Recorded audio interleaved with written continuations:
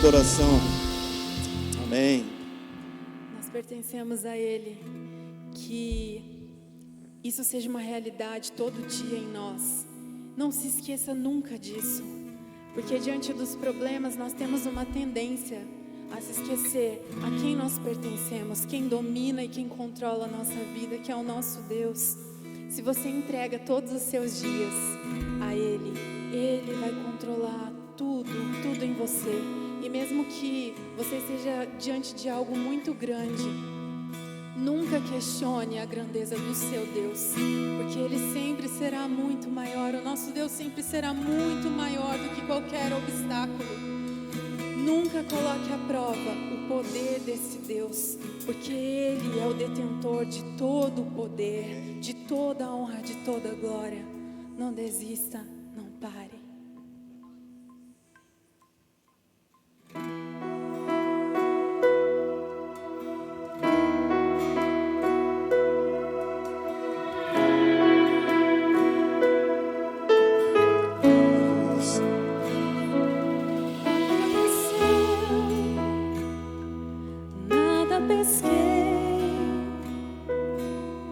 Parecia ser apenas mais um dia como qualquer outro.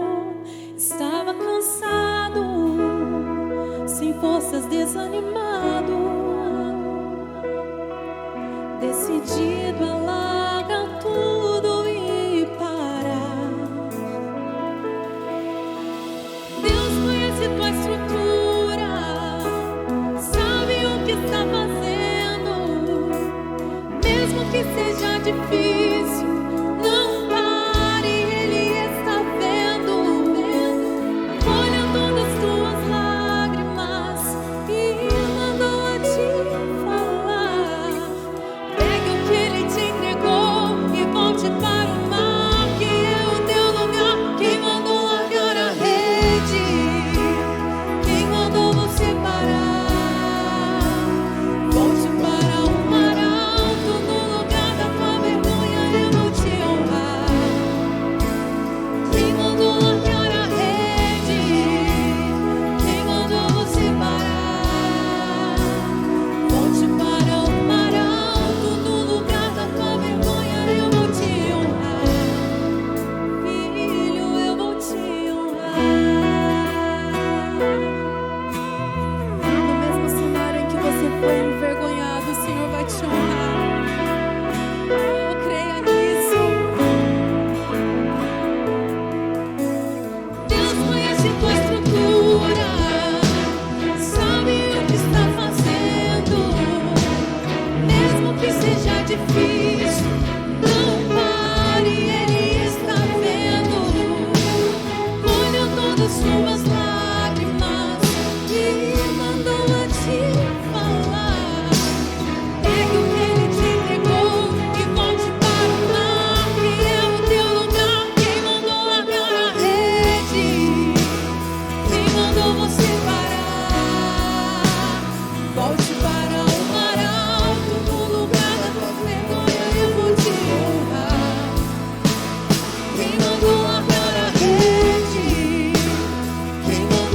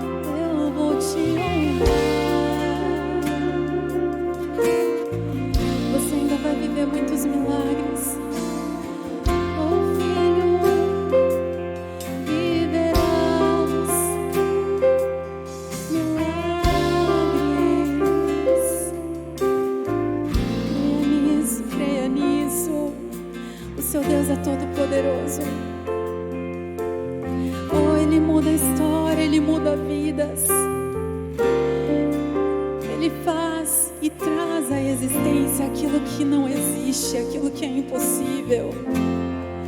Oh, não pare, não pare. Se você parar, você não vai viver tudo isso que Ele tem preparado para você. Não pare, filho, não pare, filho. Isso é o que o Pai está te dizendo nesta noite.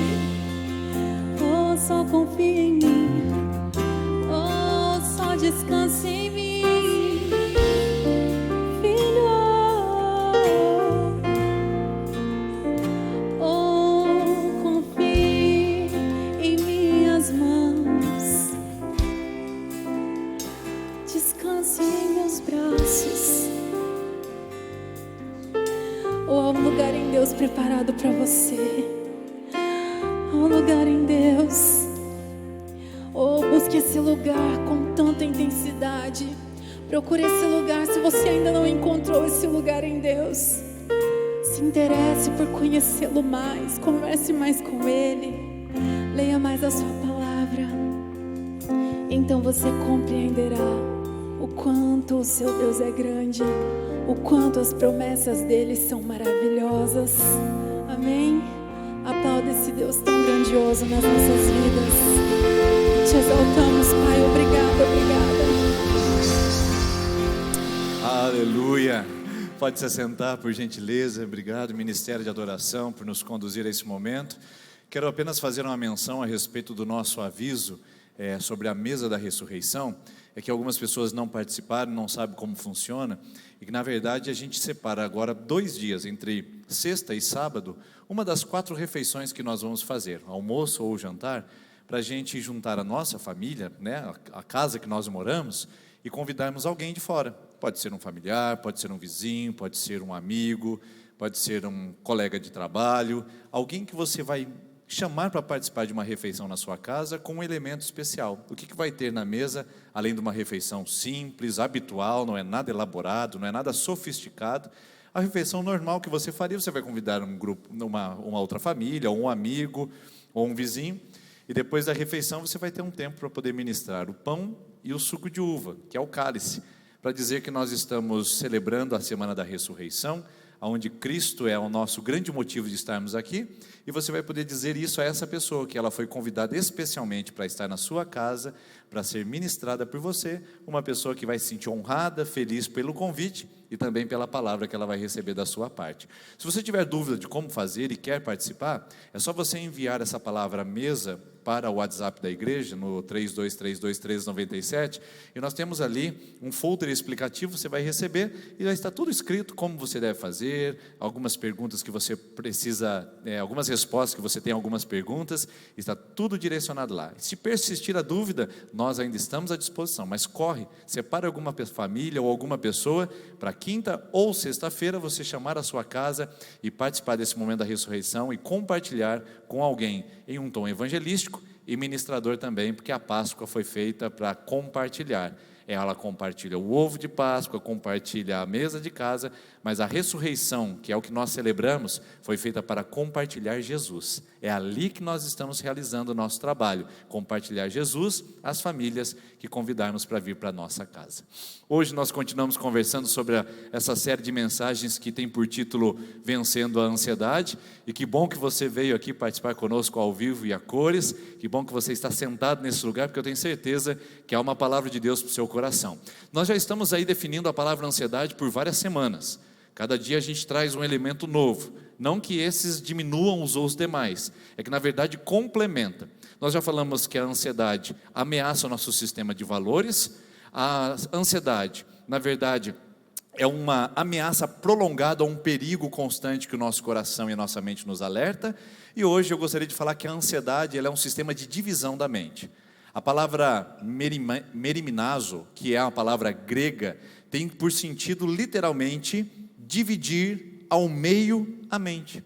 Então a ansiedade nada mais é do que quando a nossa mente ela começa a entrar em uma pane, em um curto-circuito geral, onde a gente não consegue mais focar em uma coisa e a nossa mente começa a distrair abstrair, e nós começamos então a considerar várias hipóteses ao mesmo tempo, ao ponto de nós entrarmos naquilo que o Augusto Cury chama de síndrome do pensamento acelerado, onde a gente não diminui o ritmo. Você deita na cama, os pensamentos vêm, eles te levam para um lado, te levam para o outro, te levam para o outro, te levam para o outro, cria-se cenários, hipóteses, possibilidades, medos, anseios, irresponsabilidades, e de repente são 3 horas da manhã e seus olhos ainda estão arregalados e você não conseguiu dormir. Meriminazo, a mente cortada ao meio. Você está lá tentando se aplicar para um trabalho, para uma entrevista, e de repente a mente divide ao meio, ao ponto de aquela confiança que você tem de que aquele trabalho é seu e você está capacitado, vem com a insegurança de que talvez você não consiga se sair bem na entrevista de trabalho. Assim também como aquele relacionamento. A certeza de que uma pessoa carinhosa, amorosa se aproximou de você, é de repente roubada com a insegurança de que será que eu estou fazendo a melhor decisão? Então hipóteses, medos, anseios começam a surgir na nossa mente, e a nossa mente fica dividida e ficamos distraídos entre tantos outros pensamentos. Onde está isso na Bíblia, pastor? Exatamente, essa palavra está na Bíblia, meriminazo. Eu tirei de lá, não foi fruto de um pensamento pessoal. Está nas Escrituras. Lucas capítulo 10 conta a história de Marta e Maria. Eu quero ler com você lá. Caminhando Jesus e os seus discípulos chegaram a um povoado, onde certa mulher chamada Marta o recebeu em sua casa. Maria, a sua irmã, ficou sentada aos pés do Senhor, ouvindo-lhe a palavra. Então aqui o cenário está montado, nós temos Jesus e os seus discípulos, que resolvem fazer uma visita a uma casa de 2 irmãs, Marta e Maria. Marta tem um tipo de perfil, um tipo de comportamento, enquanto Maria tem um outro totalmente distinto. E o texto continua dizendo que Marta estava ocupada. Olha lá a palavrinha que vai aparecer agora. Marta, porém, estava distraída com muito serviço. E aproximando-se de Jesus, perguntou: Senhor, não te importas que a minha irmã tenha me deixado sozinha com o serviço? Dize-lhe que me ajude. Então, Jesus olhando para aquele cenário e Marta confrontando o próprio mestre, diz o Senhor: Marta, Marta. É um tom de desabafo, é um tom carinhoso. Jesus diz: Marta, você está meriminazo, você está preocupada, você está dividida com muitas coisas. Todavia, entretanto, contudo, apenas uma coisa é necessária. Maria, sua irmã, ela escolheu a boa parte, e essa não lhe será tirada. Perceba que movimento interessante que está acontecendo aqui. E eu vou trabalhar essa mensagem com você exatamente nesse movimento. Maria está sendo atraída aos pés de Jesus, uma força que a move para a presença de Jesus. Marta está sendo distraída da presença de Jesus, uma força que a move para longe do centro gravitacional da pessoa de Jesus. Não só isso, Marta e Maria são 2 elementos que mostram comportamentos completamente distintos, e eu trouxe uma tabela para rapidamente e didaticamente a gente poder situar quais são os comportamentos tão diferentes dessas 2 irmãs que moram na mesma casa, receberam a mesma criação, mas têm visões totalmente diferentes e distintas do mundo. Marta é uma mulher que anda distraída, enquanto Maria é uma mulher que anda atraída. São 2 comportamentos onde a distração tem exatamente essa ideia de separar. Inclusive a palavra distração, ela vem do francês, que significa distractio, ou seja, tração para os lados. Tração para os lados. Isso era uma estrutura antiga que era feita para torturar prisioneiros de guerra. O que se fazia na distractio? Pegava um prisioneiro, amarrava uma mão em um cavalo, outra mão em outro cavalo, outro pé em outro cavalo e outro pé em outro cavalo. Então o prisioneiro ali, para ser torturado, ele era então distraído, distracionado para todos os lados, até que os seus membros fossem mutilados e decepados só com a força da tração dos cavalos. Daí surgiu a palavra distração, puxado para todos os lados. Mente dividida, coração puxado, é a sensação que Marta está vivendo, atarefada com muitas coisas na casa. Tem muita coisa para ela fazer, muita coisa para ela resolver, muita responsabilidade sobre os seus ombros. Você não se sente um pouquinho de Marta aqui também essa noite? Não sente um pouquinho distraído ou distraída com tantas responsabilidades e atividades que estão puxando você para todos os lados?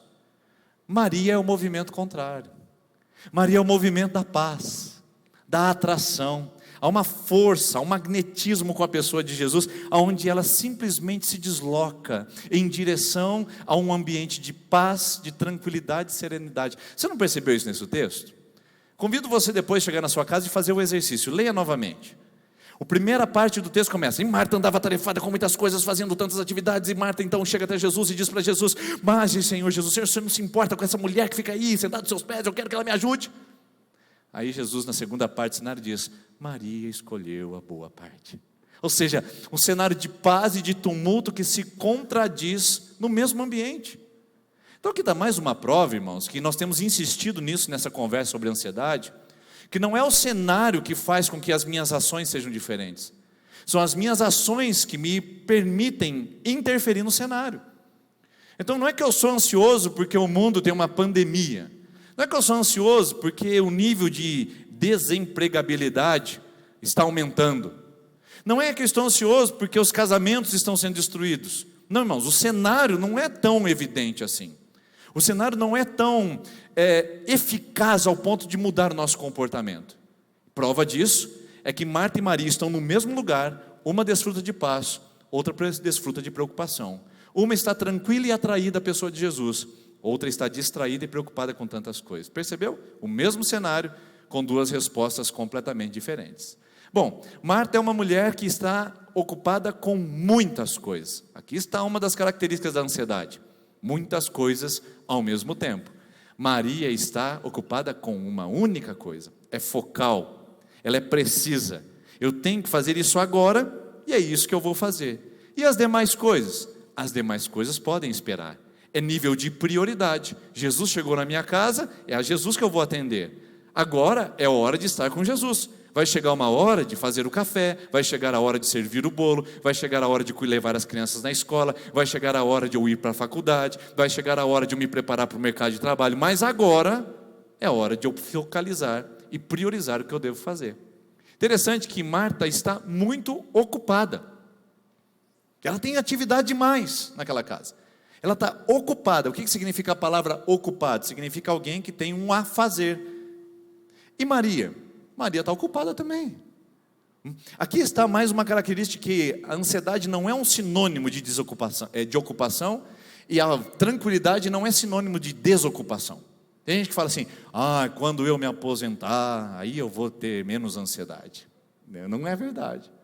Não, quando eu tiver menos responsabilidades, agora minha família está me sufocando, me estrangulando, pai doente, mãe complicada, o meu irmão que largou da esposa, está morando comigo, mas um dia as coisas vão se acalmar. Não, tanto Marta como Maria são pessoas ocupadas, só que uma tem um comportamento ansioso e dividido, enquanto outra tem um comportamento focado e em paz. Outra coisa interessante é que Marta fez uma escolha. Ela escolheu servir. Ela escolheu estar pronta para receber as visitas. E Maria? Maria fez uma escolha.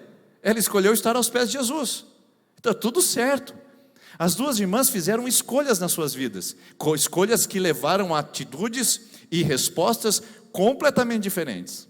Mas o mais interessante é que Marta, ela escolheu as coisas, enquanto que Maria escolheu a melhor parte. Então a questão não é a escolha que eu faço, é a qualidade da escolha que eu faço. Você entendeu? Você tem um grande número de escolhas para fazer na sua vida, na sua história. Mas a questão não é a quantidade de coisas que você escolhe fazer, mas a qualidade das coisas que você escolhe fazer. Está alinhado ao seu propósito? Está alinhado à sua vida? Está alinhado à bênção de Deus? Está alinhado a um projeto natural que Deus tem desenvolvido na sua vida? É a melhor parte. Agora, você tem que forçar a porta, você tem que enganar, mentir, subtrair, você tem que se esquivar, aí não é de Deus. São as coisas, e as coisas não vão trazer paz, vão trazer inquietação e vão trazer distração. Então a questão não é fazer uma escolha, é fazer a escolha certa, é escolher bem. Por isso que a grande parte da nossa ansiedade é o resultado das escolhas terríveis que nós fizemos. Há um tempo atrás estava conversando com um homem que escolheu abandonar sua esposa e se aventurar numa traição amorosa, ou num caso extraconjugal. E ele estava lá sentado diante do gabinete, cheio de ansiedade no seu coração, cheio de preocupação, dependente de medicamentos, tentando lidar com aquela grande problemática que ele mesmo arranjou. Ele fez uma escolha, essa escolha o levou à ansiedade. Olha a qualidade da escolha que ele fez. Ao invés de cuidar da esposa e dos filhos, ele se aventurou num caso extraconjugal. Pronto, a ansiedade se instalou. Outra pessoa que teve que mentir uma vez. Chegou e conversou comigo, pastor, eu tive que fazer uma mentira lá, isso aqui está me corroendo por dentro, eu não consigo dormir, não consigo descansar, eu vou trabalhar, eu lembro da mentira que eu contei, e se alguém souber disso que aconteceu no meu trabalho, pastor, as coisas desmoronam na minha vida, no meu casamento, e até na minha profissão, eu vou ter que fugir da cidade. Ou seja, uma escolha que foi feita, mal feita, trouxe uma sobrecarga e muitas coisas e tarefas começaram a vir na sua mente para conseguir sustentar uma mentira que ele estava tentando esconder.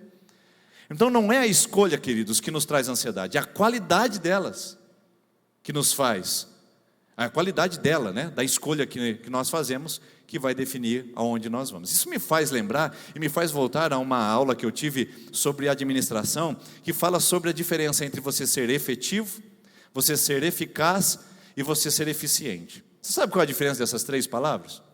Parece tudo a mesma coisa, né? Aí você chega lá e fala para o seu funcionário, eu quero que você seja mais eficaz. Aí você olha para o outro e diz, não, eu quero que você seja mais eficiente. Aí você fala para o outro e fala, não, eu quero que você seja mais efetivo. Mas peraí, você quer que eu seja o quê? Parece tudo a mesma coisa, mas são palavras completamente distintas. Vamos lá? Rapidamente. Para você fazer escolhas, você não pode fazer só escolha eficiente. Você não pode fazer só escolha eficaz. E você não pode fazer só escolhas eficazes. Você tem que fazer escolhas efetivas. Quer ver? Primeiro, eficiente é fazer as coisas certas. Então, num mundo de possibilidades, você escolhe fazer coisas certas. É certo cuidar da família, é certo vir à igreja, é certo comprar um novo carro, é certo fazer poupança, fazer um investimento, é certo procurar se casar, é certo. Tem alguma coisa errada nisso que eu falei até agora? Não, você escolheu as coisas certas. Isso é ser eficiente. O problema é que muitas vezes nós não fazemos certo as coisas certas. Você escolhe a pessoa com que se casar do jeito errado. Você escolhe poupar dinheiro machucando muitas pessoas da sua própria família na mesquinharia. Você escolhe vir para a igreja de um jeito completamente hipócrita ao ponto de não se entregar e fazer apenas uma firula espiritual para tentar encobrir falhas no seu caráter. Então você escolheu a coisa certa, mas você está fazendo a coisa certa do jeito errado. Por isso, muitos de nós não somos eficazes, a gente só é efetivo. Escolhemos fazer a coisa certa, mas a gente não faz do jeito certo, a gente não é eficaz. Mas a gente não pode parar aí. Porque o mais legal e o mais interessante é o que Marta, né, ou melhor, que Maria fez em relação a Marta. Maria foi efetiva. Deixa eu só voltar. Marta foi eficiente? Foi, irmãos. É errado fazer bolinho para Jesus? Não. Irmãos, é errado fazer uma boa recepção para convidados? Claro que não, gente. Abrir a casa para receber visitantes? Melhor ainda. Tem alguma coisa errada nisso? Nada. Ela fez a coisa certa. Marta fez as coisas certas, fez certo as coisas certas? Eu acredito que sim, porque o bolo de Marta, só de ler a Bíblia, já tinha cheiro de leite ninho. Só de ler, você já sabe, é um de leite ninho trufado. O cafezinho era aquele café assim, moído na hora. Quando eu fico olhando aquele texto, eu já vejo o cenário. Marta montou bem a mesa, porque ela estava ocupada com muitas coisas. Então ela não fez só um café, ela fez o pão de queijo, ela fez um pão, ela fez tanta coisa que ela estava ocupada demais. Então Marta fez as coisas certas do jeito certo. Ela só teve um probleminha, ela não foi efetiva. Porque ser efetivo é fazer as coisas certas do jeito certo, na hora certa. Então você escolheu a pessoa certa, do jeito certo, na hora errada. Estragou tudo. Você mudou de emprego que era certo, fez do jeito certo, mas na hora errada. Estragou o emprego que você tinha, ou o trabalho que você possuía. Está vendo? Escolhas que são feitas com base nos ímpetos e nos impulsos, trazem para nós um nível de estresse e de ansiedade. Então talvez o que nós estejamos vivendo, um nível de ansiedade, não é a sociedade que está trazendo, não é a notícia da CNN, não é a notícia da Globo. O que é a ansiedade que nós estamos vivendo é o resultado das escolhas que nós fizemos na hora errada.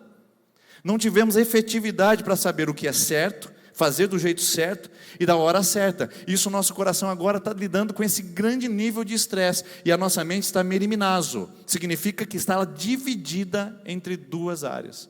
Por isso que o resultado final desse texto é Lucas 10, 41. respondeu o Senhor: Marta, Marta. Jesus é bem paciente, né? Você está preocupada, a palavra é ansiosa, tá?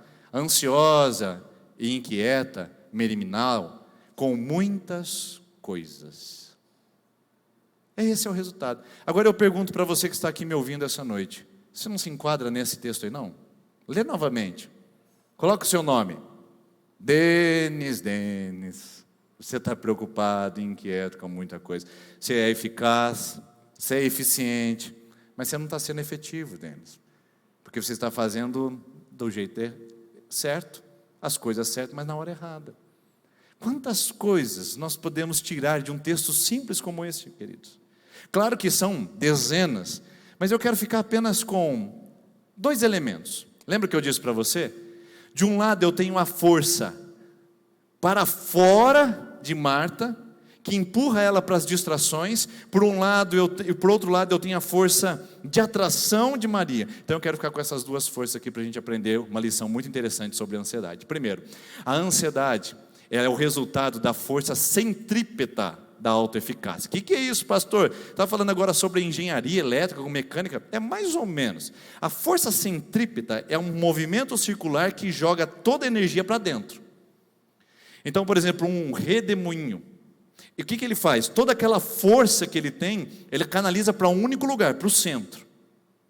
Então, uma pessoa ansiosa, ela é totalmente centrípeta em sua própria autossuficiência, em seu próprio autocontrole, em sua própria vaidade. Toda pessoa ansiosa, ela tem um nível de perfeccionismo que toma o coração dela, que faz com que ela se sinta o centro de todas as atenções e tudo converge para ela. E se não for ela na vida, coitado do mundo, tadinho de Deus, porque ela resolve tudo nessa terra. Você já não se sentiu assim?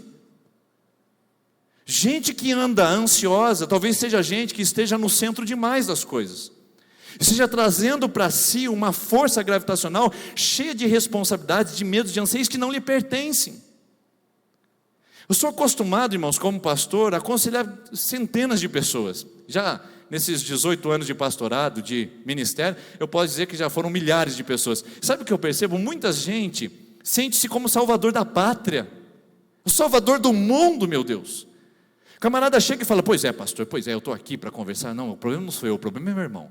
Porque eu peguei o meu irmão, fui tentar ajudar e agora, mas aquele rapaz não quer nada. O cara está acabado, destruído, porque tentou ajudar uma outra pessoa, mas não é só ajudar, ela tentou ser o salvador da pátria.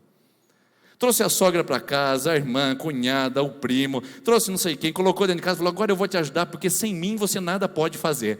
Essa é a sensação da autoeficácia, de que você vai resolver os problemas da sua família. E sabe o que acontece? As pessoas fazem as suas próprias escolhas, e aí você se frustra porque ela escolheu o que você não queria que ela escolhesse.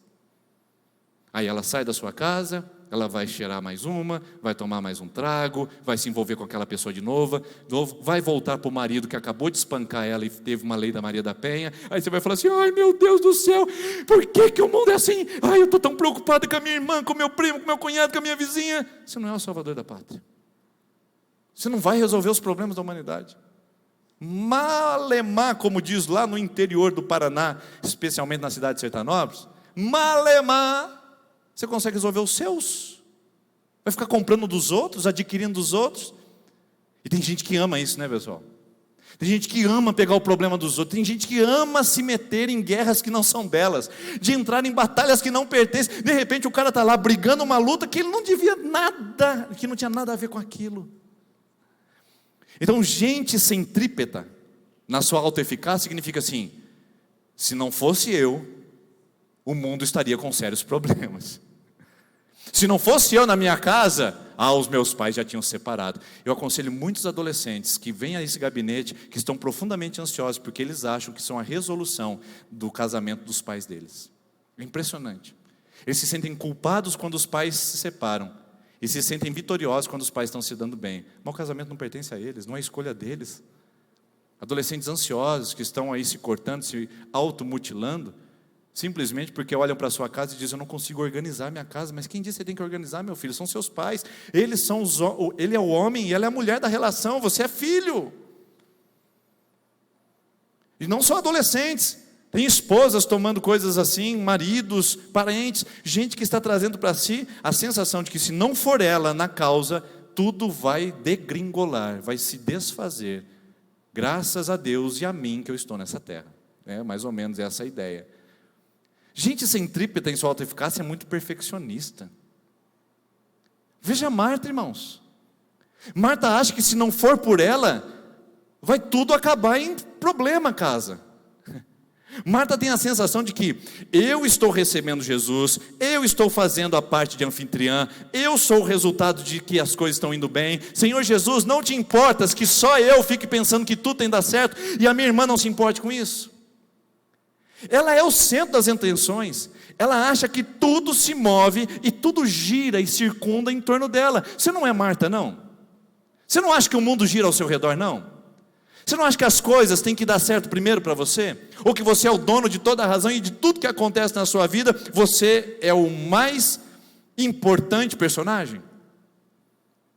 Irmãos, muitos de nós estamos adquirindo ansiedade no nosso coração, estamos somatizando problemas físicos, estamos doentes, fisicamente falando, estamos com sérios problemas emocionais e problemas de convivência relacional, porque nós queremos que o mundo se organize ao nosso redor como Marta. Senhor, eu que estou fazendo tudo. Se não for eu nessa casa, as coisas não se sustentam. Marta é perfeccionista. A cadeira um pouco mais para cá, o bolinho um pouquinho mais para cá. Jesus, o senhor pode chegar para lá? A casa está limpa? A gente varreu? Nós lavamos a louça? Está tudo nos trinques? Está tudo perfeitamente elaborado? Gente ansiosa é gente que tem perfeccionismo na sua vida. Ela acha que ela não pode errar em nada. Ela não pode falhar em nada. E gente que vive assim, pessoal, vive mal. Gente que vive como se ela faz tudo perfeito, vive mal. Adoro quando a gente faz conversas assim em grupo e a gente faz aquele tipo de apresentação. Fale pra gente um defeito e fale pra gente uma qualidade. Aí chega o camarada e fala assim: a minha qualidade é que eu sou uma pessoa muito tolerante. E o defeito é que eu sou perfeccionista. Ou seja, o meu defeito é ser perfeito. É isso mesmo? Não existe esse nível de vida. Não existe esse nível de existência. Então tem muitas pessoas que estão totalmente ansiosas porque elas querem ser perfeitas. E isso traz um nível de estresse para o coração, onde a pessoa não se sente adaptada em nada. Parece que tudo ela faz não está o suficiente, não é bom o bastante. Isso gera ansiedade. Tem gente perdendo o casamento porque é perfeita demais. Tem gente perdendo o trabalho porque é perfeito demais. Tem gente perdendo amizades porque é perfeito demais. E tem gente perdendo a saúde porque é perfeito demais. Quer uma palavrinha para o seu coração? Seja menos perfeito. Tranquiliza mais. Jesus está na casa. Jesus está na presença. Jesus trouxe a presença dele. Marta, calma, não precisa ficar tudo perfeito, porque você nunca vai conseguir fazer isso. Mas nós, em nossa autoeficácia, dizendo que eu sou o Senhor do mundo, eu sou perfeito em todas as minhas atividades, eu não erro, eu não falho, todo mundo erra, menos eu. Isso traz um nível de ansiedade sem tamanho no nosso coração. Então eu quero fazer uma primeira pergunta para você, nessa força de concentração, de autossuficiência e controle. Você não quer controlar demais o mundo, não? Eu quero dizer uma coisa para você, irmão. O mundo não tem controle, não. Não pelo menos pelas nossas mãos. Você acha que a tua poupança, lá, aquela força financeira de reserva, vai te trazer algum tipo de segurança? Desculpa, eu não sou pessimista, mas quando a crise chegar, a primeira coisa que vai é a reserva de segurança. E vai sobrar o que para você? Esse mundo não tem controle. Hoje você está empregado, amanhã pode não estar. Hoje você tem saúde, amanhã você pode não ter. Então, cuidado em querer ser autoeficaz, dizendo que o mundo está em suas mãos, e graças a Deus é a você que você existe. Então, saia desse nível de ansiedade, feche essa porta de Marta, porque essa força de voltar tudo para você, como se você fosse o centro do universo, vai acabar te adoecendo, se já não te adoeceu. Mas olha a segunda força. Bom, se você lembra agora das aulas de faculdade, ou até do ensino médio, se tem a força centrípeta, que coloca tudo para o centro como um redemoinho. Tem a força, qual que é a outra mesmo, pessoal? Centrípeta e? Tem a força centrífuga. Aí as mulheres já sabem, desculpa irmãos, não posso falar isso, porque isso aqui é politicamente correto, as mulheres sabem. Só mulher lava roupa? Não, pastor tem que se corrigir, tá bom? Por isso nós sabemos, isso todos nós conhecemos, que a força centrífuga é aquela que fica na máquina de lavar, que depois você coloca para secar. Você vai tirar a roupa de lá, onde elas estão? No centro ou na beirada? Na beirada, porque aquele tipo de força jogou para fora. É exatamente esse o problema de Marta. Ela está muito centralizada em si e autossuficiente. De repente ela olha para o lado e fala: ah, bonita, eu aqui me matando de trabalhar e a lindona sentada aos pés de Jesus. Não tem nada para fazer aqui, né, minha filha? Não tem louça para lavar, a casa para arrumar, não tem o cachorro para tirar de dentro de casa, está incomodando os visitas. Não tem nada para fazer, você fica sentadinha aí. A força centrífuga, queridos, é a força da comparação. Se por um lado a centrípeta diz que eu sou o centro do universo, a centrífuga me faz comparar em relação aos outros. Marta estava indo bem, queridos. Não tem problema nenhum fazer cafezinho para Jesus. O problema é quando eu olho para você e falo: você não acha que você está muito folgado, não? As duas fizeram suas escolhas. Marta escolheu servir, Maria escolheu ouvir, e está tudo bem. O problema é quando a gente passa a ser juiz das outras pessoas baseados na comparação. Você viu o que ele tem? Você viu o que ela fez? Você viu o que ele pode? Então essa força começa a me trazer uma ansiedade tamanha que eu começo a nivelar o meu coração a partir de fora, dos outros. Aí você olha o casamento da outra pessoa e diz: meu Deus, casamento que eu tenho, que coisa horrível é essa? Aí você olha o carro do outro e diz: que pau velho que eu tenho na minha garagem. Aí você vê a viagem do outro no Facebook e diz: meu Deus, eu estava tão feliz de ir na prainha ali, né, em tal lugar, de 1º de maio. Estava tão feliz lá, andei pela primeira vez de caiaque na vida, agora o irmão foi lá, andou de lancha. Situações onde eu começo a me jogar para fora em comparação, e comparação é o primeiro passo para a autodestruição, queridos. Marta está indo bem, não tem problema servir Jesus. O problema é quando ela acha que sem ela o café não vai ser servido e as coisas não serão tão boas. E o problema é quando ela olha para uma pessoa que não tem a mesma decisão que ela e tenta julgar que aquela escolha é mais errada e a sua mais acertada. Irmãos, quantos de nós estamos com tanta ansiedade porque estamos comparando casamento, profissão, viagem, relacionamentos, vidas de outras pessoas? Como assim? O que a gente faz? Por isso, cuidado, que talvez a ansiedade seja essa força de comparação, como Marta fez com Maria. E pastor, como é que faz para resolver esse problema? Tem resolução, porque a gente não vem aqui só para fazer o papel de advogado do diabo, trazer só as coisas ruins que estão acontecendo. Nós somos, na verdade, testemunhas de Jesus. Dá uma olhada no que acontece. A força cristocêntrica de equilíbrio. Então, você não pode nem ser centrípeto demais ao ponto de você achar que você é a razão do mundo existir. Você não pode ser centrífugo demais ao ponto de você achar que as outras pessoas são o seu nível e régua de comparação. Porque essas duas atitudes, tanto para dentro como para fora, não traz sanidade, não traz paz e nem traz equilíbrio. A melhor coisa que você pode fazer é olhar para Jesus. Quando a sua vida se alinha no centro com Jesus, quando você, como Maria, se propõe a estar aos pés de Jesus e deixar essa força de paz, de amor, de bondade, de graça atrair o seu coração, tudo melhora e tudo resolve. Por isso eu quero convidar você a tomar o melhor medicamento para a sua ansiedade. Se afaste das forças alheias e contrárias à palavra de Deus e volte o seu coração como Maria fez. Volte o seu coração para Jesus, se aproxima dele.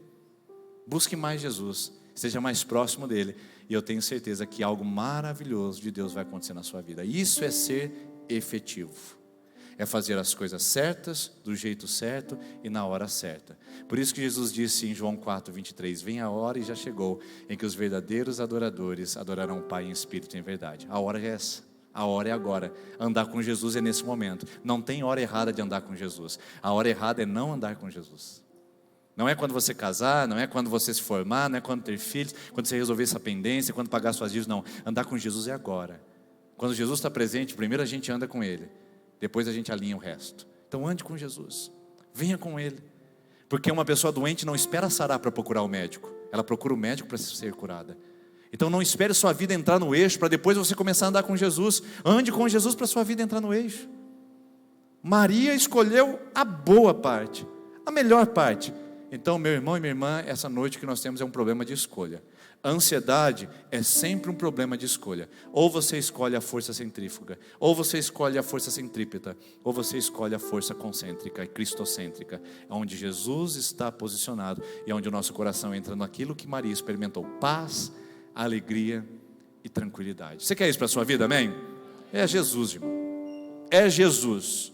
Não adianta a gente ficar aqui falando: se você der 10 passos, 5 maneiras, 10 formas de salvar seu casamento. Anda com Jesus, seu casamento vai ser uma benção. Anda com Jesus, seu trabalho vai entrar nos eixos. Anda com Jesus, seu coração vai se acalmar. Ande com Jesus, sua vida profissional vai decolar. Pode ter certeza disso. Ande com Jesus, você vai ficar rico. Rico de alegria, de paz. Pode ser que falte até dinheiro, mas não vai faltar nada na sua vida daquilo que você realmente precisa, em nome de Jesus. Vamos ficar em pé, queridos. Vou convidar o ministério de adoração que vem aqui à frente, o ministério de intercessão. Eu quero chamar você a vir a essa força cristocêntrica aqui essa noite.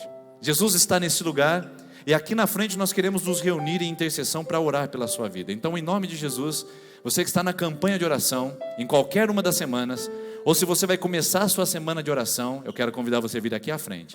Enquanto nós cantarmos essa canção, você vai receber oração, mas vem bem na frente, que nós queremos impor as mãos sobre você, nós queremos te abençoar em nome de Jesus e clamar para que essa ansiedade, esse estresse vá embora de uma vez por todas do seu coração. Feche seus olhos.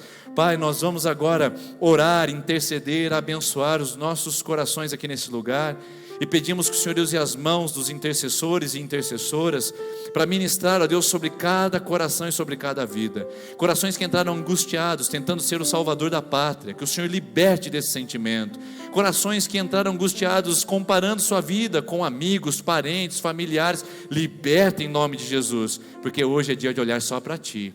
É o dia de voltar os nossos ouvidos para a Sua palavra e sentarmos para repousar em Seus pés. Abre caminhos. Mostra, Deus, alternativas para esse coração e mostra que o único caminho e a única alternativa é o Teu nome, e em nome de Jesus nós vamos, amém. Enquanto cantamos essa canção, pode vir à frente, nós vamos orar por você que está em campanha de oração e vai começar a sua campanha.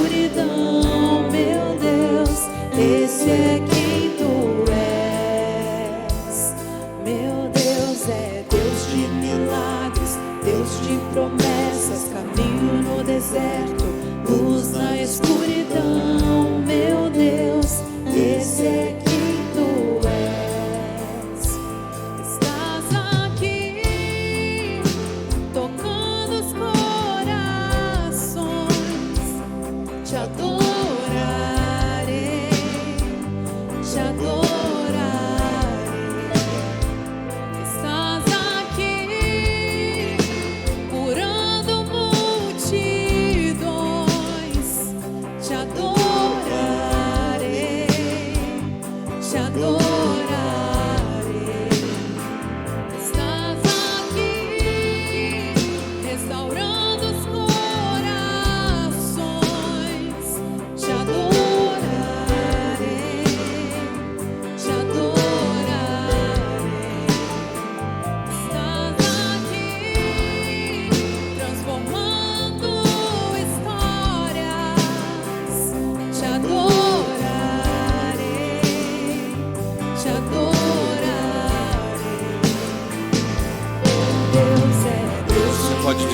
isso. Vamos declarar juntos. É Ele que nós precisamos, é dele que precisamos. É essa pessoa que nós mais precisamos para eliminar a ansiedade do nosso coração.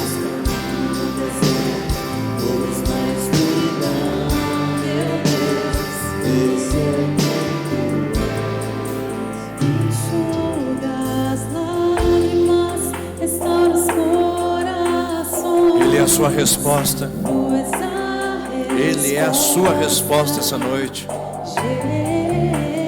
Você deixou sua casa, deixou o seu trabalho hoje, encarou um mau tempo para vir aqui, para ouvir só essa palavra.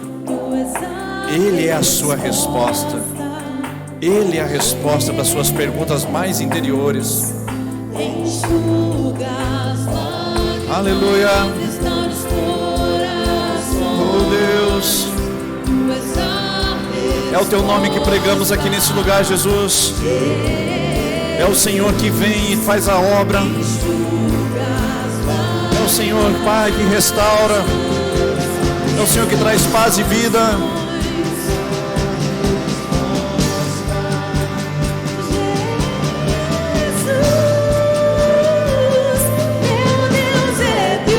Ele é, sim, Ele é.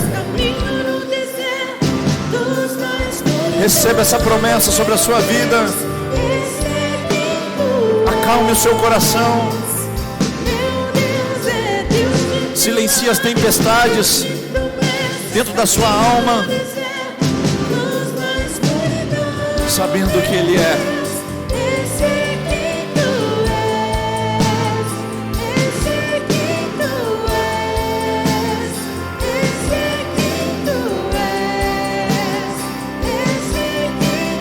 Só Tu és, Jesus.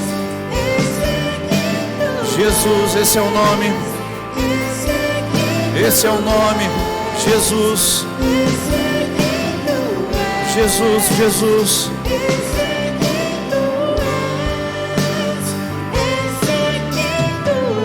Aleluia, você pode aplaudir o nome de Jesus. Esse é o nome que nós pregamos. E essa é a resposta para a sua vida e para toda a sua ansiedade. Não permita que a sua mente seja dividida. Deixe que a sua mente seja coordenada e controlada por Jesus Cristo. E o foco nele e aos pés dele essa semana em nome de Jesus. Vamos com Deus. Tenha uma ótima semana e um ótimo feriado. Meu Deus é Deus de milagres, Deus de promessas, caminho no deserto, luz na escuridão. Meu Deus, esse é quem Tu és. Meu Deus é Deus de milagres, Deus de promessas, caminho no deserto, luz na escuridão. Meu Deus, esse é quem Tu és. Esse é quem